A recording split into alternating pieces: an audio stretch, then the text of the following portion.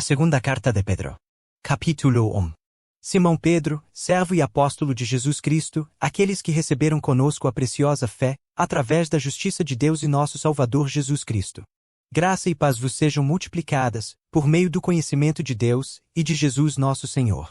Conforme o seu divino poder, deu-nos todas as coisas que dizem respeito à vida e à piedade, pelo conhecimento daquele que nos chamou para a glória e virtude, pelas quais nos são concedidas grandíssimas e preciosas promessas, para que através destas possais ser participantes da natureza divina, havendo escapado da corrupção que há no mundo, através da concupiscência. E além disto, com toda a diligência, acrescentai virtude à vossa fé, e à virtude o conhecimento. E ao conhecimento a temperança, e à temperança a paciência, e à paciência a piedade. E à piedade a gentileza fraternal, e à gentileza fraternal a caridade. Porque se em vós houver estas coisas, e com abundância, eles não vos deixarão estéreis e nem frutíferos no conhecimento de nosso Senhor Jesus Cristo. Porém aquele que não tem estas coisas é cego, e não consegue enxergar ao longe, e esqueceu-se de que foi purificado dos seus antigos pecados. Portanto, irmãos, procurai diligentemente firmar o vosso chamado e eleição, porque, se fizerdes essas coisas, jamais caireis.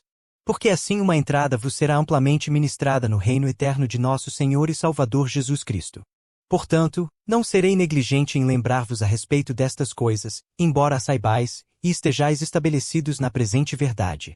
E penso que convém, enquanto eu estiver neste tabernáculo, animá-los através de recordações. Sabendo que brevemente devo deixar este meu tabernáculo, assim como o nosso Senhor Jesus Cristo me mostrou. Além disso, esforçar-me-ei para que, depois da minha morte, tenhais estas coisas sempre em vossa lembrança. Porque não seguimos astuciosamente fábulas imaginárias, ao vos anunciar o poder e a vinda de nosso Senhor Jesus Cristo, porém fomos testemunhas oculares de sua majestade. Porquanto ele recebeu de Deus o Pai, honra e glória, quando lhe veio uma voz da magnífica glória: Este é o meu Filho amado, em quem me comprazo. E ouvimos esta voz que veio do céu, quando estávamos nós com ele no Monte Santo. E temos também uma palavra de profecia mais segura, a qual bem fazeis em estar atentos, como a uma luz que brilha em um lugar escuro, até que o dia amanheça, e a estrela da manhã surja em vossos corações.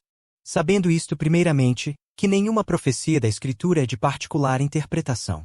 Porque a profecia não veio no tempo antigo por vontade de homem algum, mas os homens santos de Deus falaram à medida que eram movidos pelo Espírito Santo. Capítulo 2. Mas também houve falsos profetas entre o povo, assim como entre vós haverá também falsos mestres, que introduzirão encobertamente heresias condenáveis, e até mesmo negando o Senhor que os comprou, trazendo sobre si repentina destruição. E muitos seguirão as suas maneiras perniciosas, pelas quais o caminho da verdade será blasfemado. E através da cobiça, eles, com falsas palavras, farão mercadoria de vós, sobre os quais o julgamento não tardará, e a sua perdição não adormece. Porque, se Deus não poupou aos anjos que pecaram, mas os lançou no inferno, e os entregou às cadeias da escuridão, ficando reservados para o julgamento. E não poupou ao mundo antigo, mas salvou Noé, a oitava pessoa, o pregador da justiça, trazendo o dilúvio sobre o mundo dos ímpios.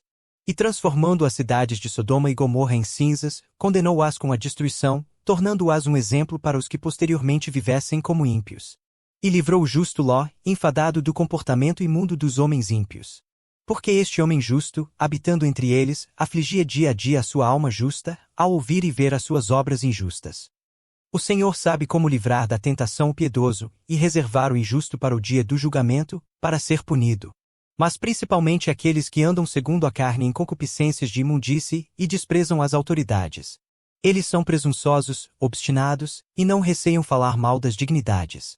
Enquanto os anjos, que são maiores em força e poder, não pronunciam contra eles acusação maledicente diante do Senhor.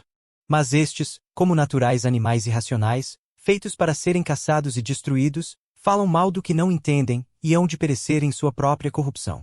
E hão de receber a recompensa da injustiça, tendo eles por prazer a libertinagem em pleno dia, são imundícias e manchas, ostentando-se com seus próprios enganos enquanto eles festejam convosco.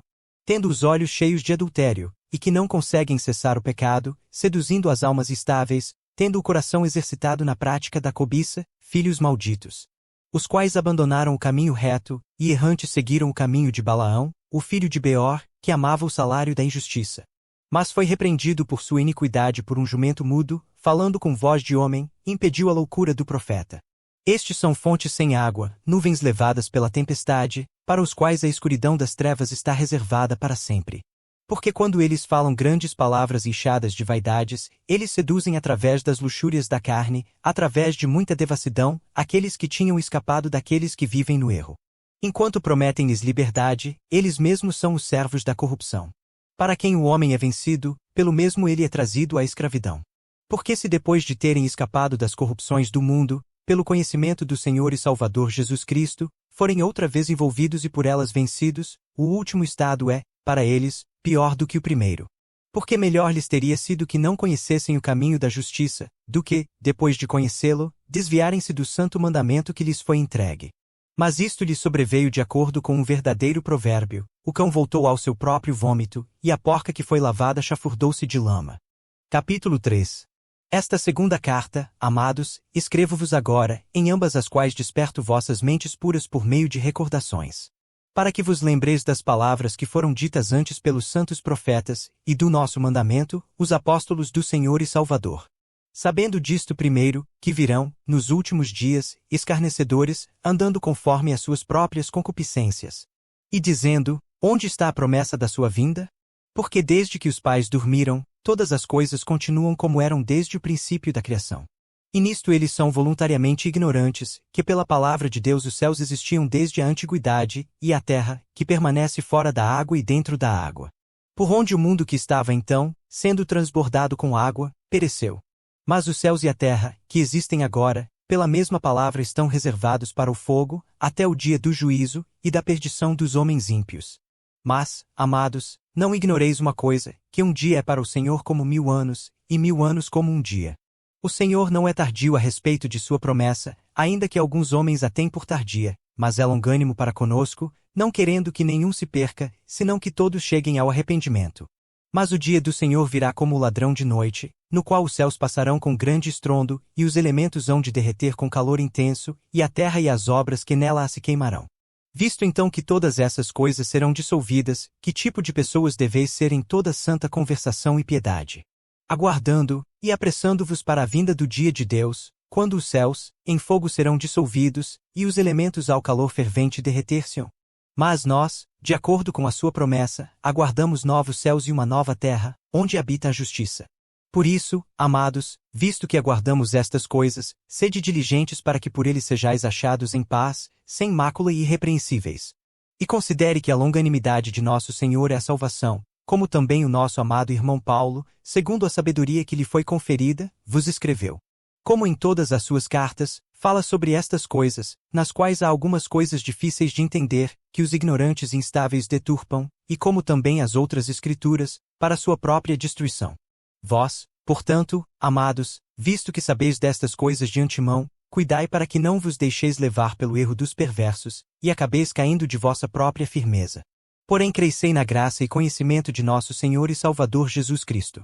A ele seja dada a glória, tanto agora, como para sempre. Amém.